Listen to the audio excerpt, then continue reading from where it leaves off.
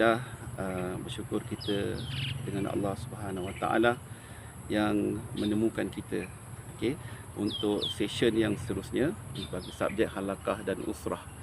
Jadi alhamdulillah tajuk yang disampaikan, yang dibincangkan pada hari ini adalah berkenaan dengan adab-adab di media sosial.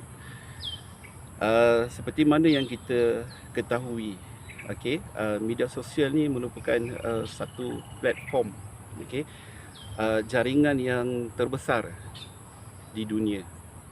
Sebelum terjadinya media sosial ni, penggunaan media sosial yang berbentuk medium tetapi berbentuk perhubungan komunikasi yang kita panggil yang awal bermula dengan email. Kemudian lebih kurang pada tahun 1970-an, okey, penggunaan email ini telah dibangunkan. Lebih kurang pada tahun 1990-an, okey, penggunaan laman web, okey, telah memasuki jaringan-jaringan di Malaysia. So di Malaysia telah membangunkan infrastruktur, okey, berkenaan dengan jaringan internet. Sejarah penggunaan internet di Malaysia, penggunaannya bermula pada tahun 90-an lebih kurang, okey. Asalnya dalam penggunaan email, okey, interaksi antara seseorang dengan seseorang, okey, berinteraksi menghantar maklumat daripada source kepada destination, okey, menggunakan email. Dan kemudiannya pada hujung tahun 90-an, okey, penggunaan blog, okey, pada awal tahun 2000 penggunaan media sosial yang berbentuk Friendster, okey. Kemudian bermulalah dengan Facebook pada tahun lebih kurang 2004, okey. Kemudian WhatsApp dan banyak lagi aplikasi media sosial yang ada dalam environment dunia digital kita. Jadi media sosial ni adalah satu platform, okey, yang mana platform ni dia boleh berinteraksi, okey, berinteraksi antara satu sama lain. Okey. So bila berinteraksi antara satu sama lain yang melibatkan usernya adalah pengguna, di mana kalau kita lihat communication kita di luar ataupun dipanggil komunikasi interpersonal, okey. Komunikasi interpersonal seperti kita bercakap dengan kawan-kawan, kita bercakap dengan mak ayah kita, dengan jiran-jiran kita.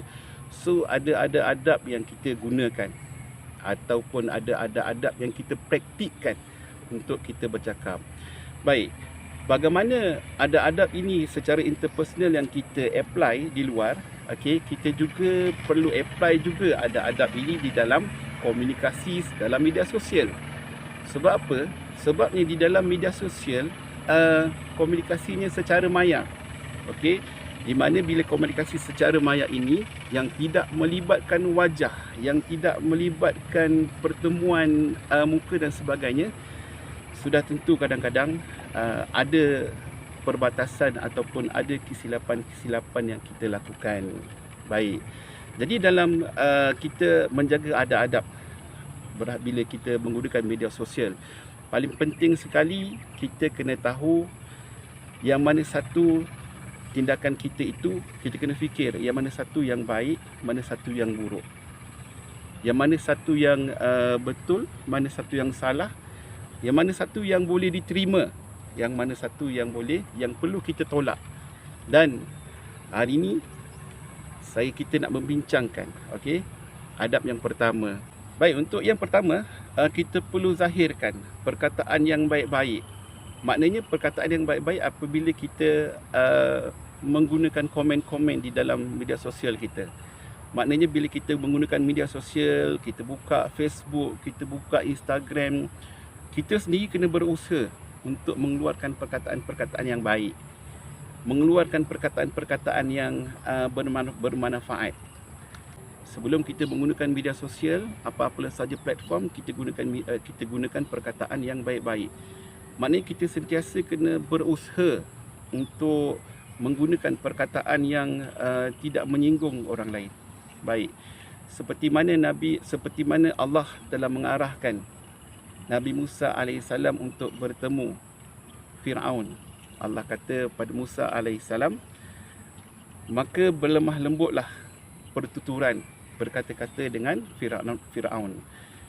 Jadi kita melihat di sini Firaun manusia yang paling jahat sekali. Tetapi Allah perintahkan pada Nabi Musa untuk menggunakan perkataan yang baik-baik.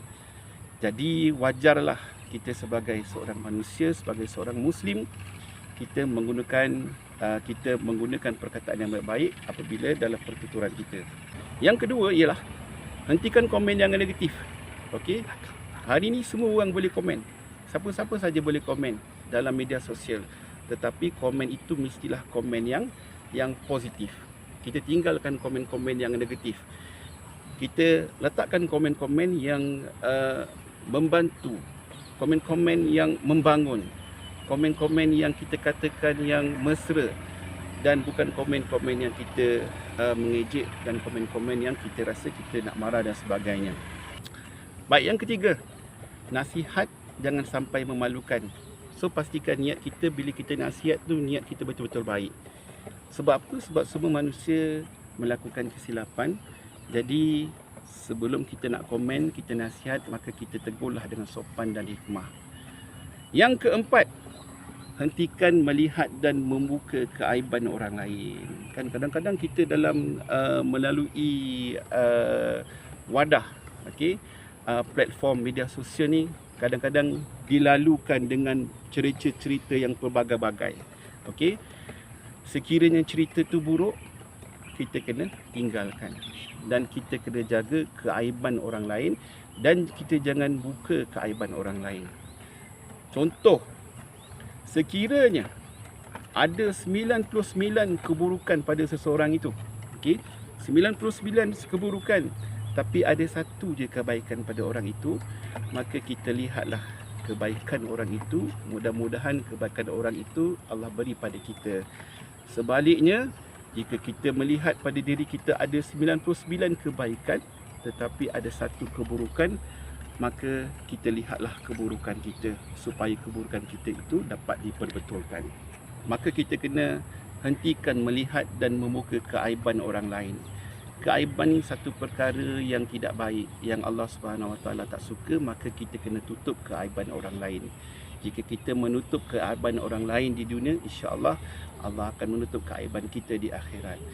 Sekiranya kita melihat banyak keburukan-keburukan yang ada di platform, maka kita tinggalkan. Kan? Kadang-kadang kita melihat di platform macam-macam keburukan-keburukan ada, kebaikan-kebaikan yang ada, maka kita lihat yang kebaikan.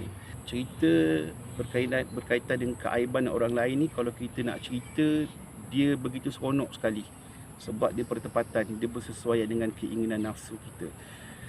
Kalau kita nak cerita keaiban kita, mungkin 1 minit cerita keaiban kita, kita rasa akan malu selama bertahun-tahun.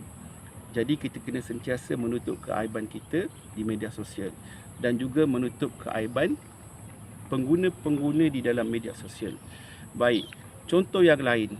Sekiranya kita melihat seseorang itu ada 99 keburukan dan hanya satu kebaikan yang ada, maka kita lihatlah kebaikan yang ada, supaya satu kebaikan itu akan datang kepada kita. Sebaliknya, jika kita ada 99 kebaikan, satu keburukan, maka lihatlah keburukan yang ada pada diri kita, supaya keburukan yang ada pada diri kita dapat diperbaiki dengan baik. Baik, yang keenam adalah berkenaan dengan share, like dan upload. Sebelum kita nak share, sebelum kita nak like, sebelum kita nak upload, kita kena memastikan betul-betul sumber itu adalah sumber yang sah, yang sahih. Maknanya kita kena kaji dulu, kita kena tabayun dulu. Adakah maklumat ni betul ataupun tidak? Sekiranya maklumat itu tidak betul, maka kita janganlah share. Sekiranya maklumat itu tidak tepat, kita jangan upload. Sekiranya maklumat itu tidak tahu sumbernya daripada mana, maka kita janganlah melakukan apa-apa saja tindakan terhadap post tersebut. Sebab apa? Jika kita berkongsi satu post di media sosial yang kita tak tahu sos dia sama ada betul ataupun tidak, menyebabkan kekeliruan kepada pengguna-pengguna media sosial yang lain, dan kemudian kemungkinan akan mendatangkan fitnah dan sebagainya. So yang keenam adalah apa saja yang kita share, yang kita like, kita upload, kita kena tabayun. Maknanya kita kena kaji kesahihan sumber tu daripada mana. Sebab apa, jika kita share ataupun kita like ataupun kita upload satu sumber yang tidak tepat, kemungkinan sumber itu akan mengelirukan orang ramai dan akan boleh mendatangkan fitnah. Jadi kita kena ingat, apa saja yang kita kongsi dalam dunia platform media sosial ni, kemungkinan akan dibaca oleh kawan-kawan kita, akan dibaca oleh jiran-jiran kita, mak ayah kita dan semua pengguna-pengguna internet di Malaysia ni. So sebelum kita nak berkongsi, pastikan perkongsian kita itu adalah tepat. Para pelajar sekalian, seharusnya perkataan yang kita gunakan selari dengan hati kita. Sekiranya hati kita baik, maka perkataan yang kita lontarkan ataupun perkataan yang kita keluarkan dalam komen-komen kita itu adalah perkataan yang baik. Macam mana kita nak cek ataupun nak memastikan hati kita ni baik? Contohnya, okey, hati ni diibarat sebuah tasik yang ada sosnya, yang ada sumber-sumbernya. Jadi sumber kepada hati kita adalah panca indera kita. Contohnya mata kita, telinga kita, tangan kita, mulut kita. Jadi apabila mata kita melihat benda yang baik, telinga kita mendengar perkara yang baik, mulut kita membuat percakapan yang baik-baik, tangan dan anggota kita melakukan perkara yang baik, insya-Allah hati kita akan jadi baik. Akhirnya kita kena banyak muhasabah diri kita agar kita dapat menggunakan media sosial pada jalan kebaikan dan dakwah. Semoga apa yang kita tulis, apa yang kita komen di dalam media sosial, apa yang kita share, apa yang kita like, dikira sebagai ibadah di sisi Allah Subhanahu Wa Taala. Sekian perkongsian daripada saya. Wabillahi taufiq wa hidayah. Assalamualaikum warahmatullahi wabarakatuh.